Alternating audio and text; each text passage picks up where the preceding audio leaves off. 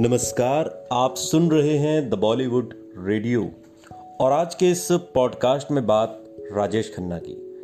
जब भी राजेश खन्ना के स्टारडम का जिक्र होता है तो हमेशा लिखा जाता है कि 1972 के अंत तक उनका सुपर स्टारडम खत्म हो गया था।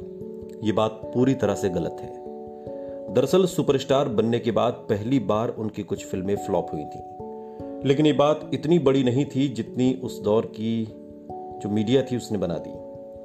फिल्म मीडिया और इंडस्ट्री के लोग शायद उनके एक तरीके से गिरने का इंतजार कर रहे थे, उनके ग्राफ के। लोगों ने राजेश खन्ना की आलोचना की, उन पर अलग अलग तरीके से निशाने लगाए और उनके पतन का इंतजार किया, क्योंकि राजेश खन्ना की करिश्माई कामयाबी ने इन सब लोगों की तुलना में उन्हें बहुत ऊंचे मुकाम पर पहुंचा दिया था।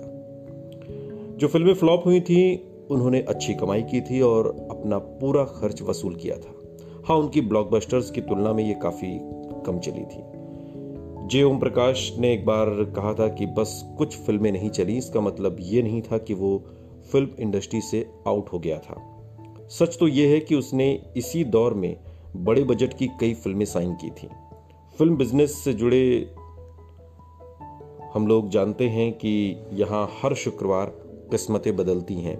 हमें पता था कि बस कुछ ही समय की बात है और राजेश खन्ना फिर जबरदस्त वापसी करेगा। ये बातें ओम प्रकाश ने कही थी।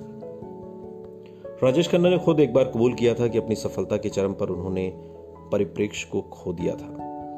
उन्होंने माना कि वो अपने स्टाइल और एक्टिंग को दोहरा रहे थे।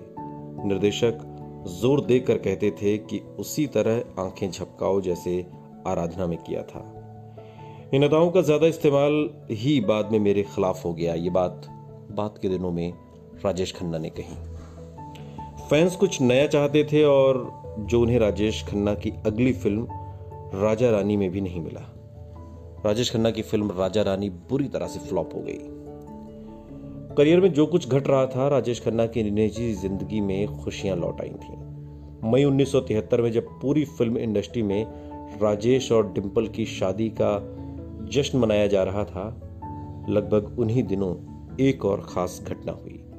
रोमांटिक हिंदी फिल्मों के बीच एक मारधाड़ वाली एक्शन फिल्म रिलीज हुई जो बदले की कहानी पर आधारित थी। फिल्म का नाम था जंजीर और हीरो थे फिल्म आनंद में राजेश खन्ना के सह नायक रहे अमिताभ बच्चन। इस फिल्म को लिखा था राजेश खन्ना की खास रही स्क्रिप्ट राइटर्स की जोड़ी सलीम जावेद ने। फिल्म ने कामयाबी के झंडे गाड़ दिए और इसी के साथ हिंदी सिनेमा को एक नया नायक मिला, एक एंग्री यंग मैन। ये किरदार राजेश खन्ना की तरह नौजवानों को खूबसूरत रोमांस की सपनीली दुनिया में नहीं ले जाता, बल्कि उससे अपने ऊपर हुए जुल्मों के खिलाफ खड़े होकर अपनी आवाज को बुलंद करता है। अपने नफासत भरे गुस्से में ये एंग्री यंग मैन रोमांटिक कहानियों में डूबे दर्शकों को जैसे याद दिला रहा था कि और भी गम है जमाने में मोहब्बत के सिवा। लेकिन राजेश खन्ना सिर्फ मोहब्बत में डूबे रहे और यही उनकी सबसे बड़ी गलती थी। सुनते रहिए द बॉलीवुड रेडियो, सुनता है सारा इंडिया।